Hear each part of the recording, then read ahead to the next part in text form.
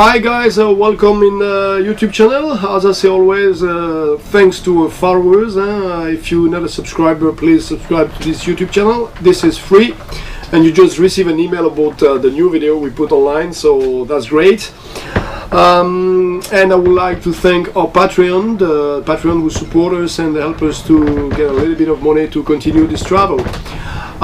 So this video is not the one was supposed to be because we get a little delay. Chloe get a family issue, so she have to left the boat, and so we're gonna get a new crew on board. Another lady which is called Joanna, which is from Germany. Joanna and family, if you look at us, hi. She's from the moment in Austria because she's waiting a degree ceremony, but she will be on board on Thursday, so we will probably leave on Friday for the Cape Verde.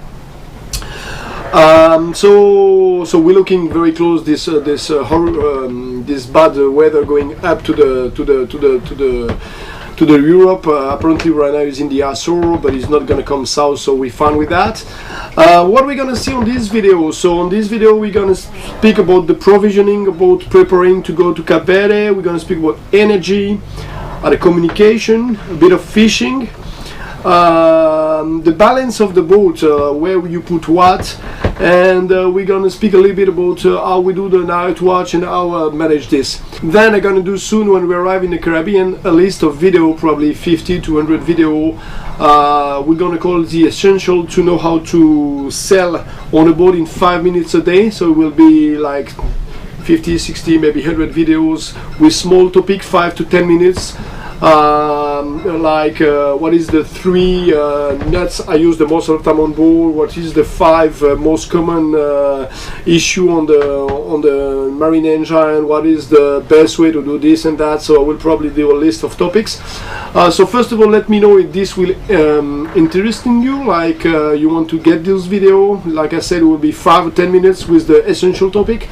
And if you get a list of topics you want me to talk about, please send a comment on bottom of this video, because I will prepare my list right now and prepare slowly the video to put them online probably in December or January. So see you in a minute about this.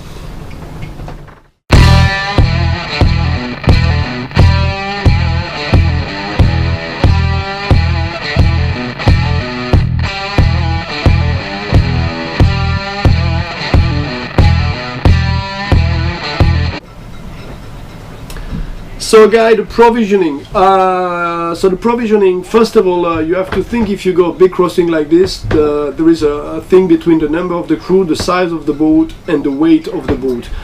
As you may know or may not know, in the monohull you can put like 20% of his weight, of his dry weight in top of it, and 10% on a catamaran. So this boat dry weight is 12 tons, 10 tons. So if you think a bit and you go for a boat we're gonna be like this, you can add 1,800 kilograms more than. C'est quoi ce bruit? Yeah, the provisioning. So the weight, as you know or you may know, on a monohull you can add 20% of the dry weight of the boat and 10% on the catamaran. So if you think about this boat, we weigh like 9 tons. You're gonna go maximum to 11 tons when it's full load, which means we have 600 liters of water, 200 liters of fuel. We have already 800 liters of liquid. When you add the weight of the crew, the weight of the luggage of each crew, we already get a tons of weight on board. So which means we can add 800 kilos. 800 kilos is nothing, because if you think about your tender, the engine of the tender, all the details like this is going very fast, so you have to reduce the weight. For the crossing we're going to bring like 2 liters of a bottle of water for each crew per days, which in drinking water. We use the water on the tank just to do the dishes and get the washer and all of this. So 15-day crossing, 6 crew is about 360 liters of water more, so it's another 350 kilogram on board. I know you have to put the bottle where you can, but it's better to get it low under the floating line of the boat, and if it's possible close to the keels or close to the mats, down below. That will give a better balance on the boat. Then we get for this crossing like 15 kilos of rice, 15 kilos of pasta, so it's another 30 kilos, plus the food we have on the fridge, plus the bread, plus the can, plus. So you realize you really arrive very fast to the maximum load of your boat. So if you live on board like me, your boat gonna be probably under this water line, which is very bad things, and this is really not good for the safety. So you have really to think to get an empty boat as much as you can, even if you live on board. Stop to carry things on board all the time and bring them and get souvenir and think. You cannot do that, because you're never going to be on your line when you go far. And if you're not on your line, you slow down your boat. This is very good for you. This is very bad for your safety and for the rigging and everything on the boat. The boat is made to sail on its own weight, no more than this. So it's like if you get a car and it's always sitting on the back like this, and you burn tires, you burn your suspension, you burn everything because you're not on your load. This is the same for boats. So think about that. This is really important. So weight of the boat 10% if it's a catamaran, 20% if it's a monohull. So add the liquid you have, like the fresh water on your tank, the fuel, your tender, the outside engine, your luggage, your weight, the weight of the crew, the weight of the luggage of the crew, and the spare part and everything. You will see you really are very soon about the limit weight. After that, your boat just don't go. I mean, you carry too much weight. So that was my recommendation about the provisioning. Do it well, but do it light. Reduce the weight of what you have on board. Communication or energy first. Energy on this boat, I have so battery about 280 volt amps, which is two battery of 120 each. I get two solar panel about 100 watts in 12 volts, which is hooked to the battery through MTTP controllers. With this, I cover my autopilot and my fridge. I put all the boat in 12 volts, so LED light, USB plug for the telephone, USB plug for my Mac computer and everything. So that reduce a lot the consumption on board.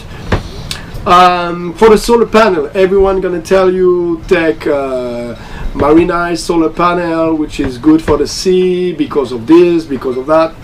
This is I always prepare boat. The yacht I was on, my first boat, I did the same. I buy a solar panel from China, about $80 each for 100 watts. So I pay $160 for the 200 of my solar panel. We live on the sea, and they are really working well.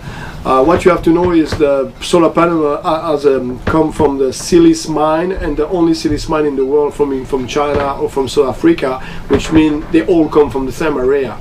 The difference is what we call sorry, I lose the word in English, quality control. But quality control is easy. If the solar panel is working or is not working. If it's not working, you send it back, but if they send it to you, it's working. If it's working, you got a warranty for 20 years, you're going to lose like 1% per year, something like this, but they work. So if you can spend 500 euros for a solar panel, do it. But if you cannot do it like me, if you cannot afford it, go for really cheap Chinese solar panels. They send it to you for nothing, and that costs you $200 to get 200 watts. So if you need 300 watts for your boat, it's going to cost you 300 bucks. In top of that, I get a small Honda generator, you know, handle one, 1,500 watts or 1,800 watts. This is just a safety one. I can plug my shore plug on it to charge my battery if we don't have any sun, which is never the case. Wind generator. I'm not a fan of wind generator for two reasons. Normally when you sail, you go downwind, so the wind generator works less. And normally when you anchor in a place where there is no wind, because you want to be protected by the wind and the waves, so it doesn't work neither. So if you follow these two rules, normally your wind generator doesn't produce a lot, and it doesn't worth the price you put on it for the small amount of energy you have. And then we get the main engine. We make electricity too to charge the battery. So with my solar panel, the small Honda generator, and the main engine, we okay. On board, I assume we run the motor like 1 hour every 3 days to fill up the gap between my solar panel and what we use. That was for the energy. Communication. We don't have any communication on board when we are on blue water sailing, which means no satellite telephone, nothing like this. We get a spot 3. I don't know if you know this things is small things for hiking. We can send a position, so the people who are following us in YouTube get a position every 12 hours, so that allow you to send this position to a couple of email you choose before, and you can share it on your Facebook page too, so everyone is following us on a Facebook know where we are. This is even better than an iPerb, because on an iPerb you cannot send your position every 12 hours. You can do it with that. To get the weather, so we take the weather before we go. When you go for a crossing like this is 14 days, so you get on the grips, with the grips you can get a 10 days weather windows, which is not really reliable. But when you are in the middle of the Atlantic, if they give you a 10 days weather window, at least you're going to get an 8-day one. If you are at the end of the 8 days, so you start from here, they tell you you're going to be good weather, and after 8 days here you're going to still have good weather. If you're here after 8 days, the time this is going to come to you, you will be arrived. So if the wind come down, anyway you're going to arrive, and if there is a big depression coming, the time she will take to come to you, you have plenty time to arrive before she be on you. So the only thing you have to do is when you arrive, check the weather to see if something back is coming in the next 3 or 4 days, to put yourself in a good area or good place to hide your boat. But most of the time, you know, when you are down in Cape Verde, you are too low to get hurricane or thing like this, because Grenada is the bottom line when the insurance cover you, because they think no hurricane come there. You can get some tropical depression but no hurricane. So Barbados is just above. You're never gonna get a hurricane in Barbados. So when we go Cape Verde to Barbados, most of the time you're safe. That's it. Okay, fishing. How we fish on board? We use lure. We are green and yellow. And we just put the line on board of the boat with a cleat. At the end of this line, I leave a bit of lack of line, and I put a bungee attached to the boat, and so the bungee allow us to, when the fish grab the line, to get absorb the chalk. And then on this bungee I put a Coca-Cola can. When a fish grab the lures, there is the attack, and the Coca-Cola line make a noise, bling bling bling bling, and it's enough for you to know you have a fish on the end. So just pull it. I will show you later the lure we use on board. And then the night watch. For the night watch, so we do 12 hours watch from 8 p.m. to 8 a.m. in the morning. And everyone do 2 hours. So we are 6 on board, everyone gonna do 2 hours. Why 2 hours? It's because most of the people have a sleeping cycle which is an hour and a half. So you finish your watch, you go down, you take 5 minutes, you go on your bed, takes you 10 minutes to fall asleep, you sleep an hour and a half, and most of the time you wake up before you watch ring or not ringing, so you are in your rhythm. If you don't do that, if you do a 3 hours watch, you're probably not gonna sleep 3 hours in a row, because it will let you need time to fall asleep and you need time to wake up, so you will always wake up in the middle of the cycle, so you don't wake up well. So that's why I do a 2 hours watch. And what I'm used to do, I always do the watch which is 10 to midnight, and I give to my best crew the 6 to 8 in the morning, because I figure out 10 to midnight is always the time when we get the weather change on the sea a little bit. more wind or changing direction, and the one in the morning 6 to 8 when the sun come up also. So that's the two main points on the night. Most of the time from midnight 30 to 5 a.m. nothing happened. So that's what I do for the watch. And then I say to my guys, okay, listen, the wind is coming from 120 on the bow. If it's moved to 150, you follow it with the autopilot, plus 10, plus 10. If you're going up to 90, you follow it with the autopilot, plus 10, minus 10, minus 10. If it's going above that, just wake up me, and then with the strength. I say, okay, let's say we have 15 knots of wind. If we go up to 18, constantly you wake up me. And if you go low to this, you wake up me too. So they give us an easy range to know what they have to do. And then I just ask them to watch the boat around. Again, red light, everything is okay. Green light to green light, everything is okay. If it's red to green and green to red, you wake up me. And you don't wake up me if you see the boat way far and you cannot see or the green or the red light. Because if you cannot see the green or the red light, that means the boat is too far away.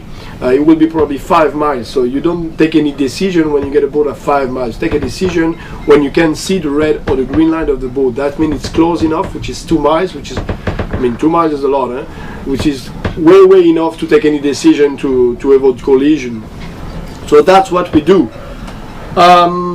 Yeah, I hope I did through all the topics. Well, I hope you enjoyed this video. If it's the case, please thumb up. If you have any question, just ask us.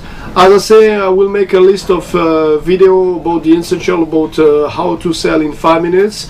If you're interested on that, please send me a couple of topics you want me to speak about. Subscribe to this video channel. Thanks to our Patreon, and see you next week. Bye bye.